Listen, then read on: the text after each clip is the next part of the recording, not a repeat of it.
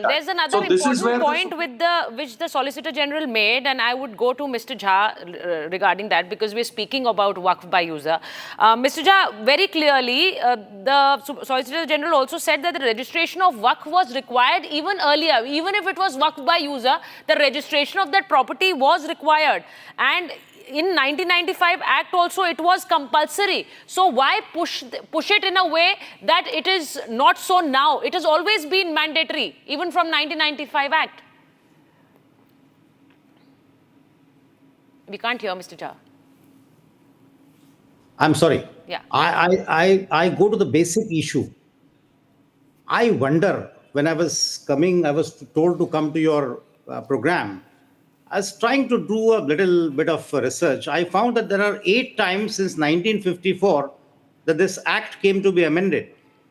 What is the need of this act? Why the government, even today, when 2025, they brought out this amendment, and this amendment will be then challenged, and there will be multiple litigation in the country for years and years to come.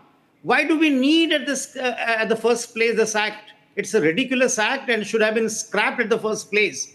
How can we have something like Waqf Act?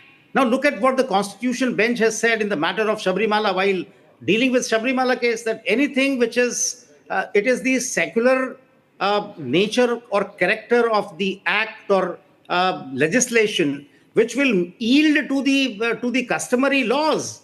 Now, Waqf Act, etc., these are customary laws which were prevalent once upon a time. Now, nowhere in other parts of the Islamic world, such ridiculous act is no more in existence. So why do we, India, which is now a secular country, claim to be a secular country, should have this kind of a legislation at the first place? Now, for example, I give you an example. Now, this is a phone which has got a cover. Now, this cover is possibly creating some kind of a trouble for this phone. Why not to remove the cover itself and let this phone function on its own without there being any cover on it?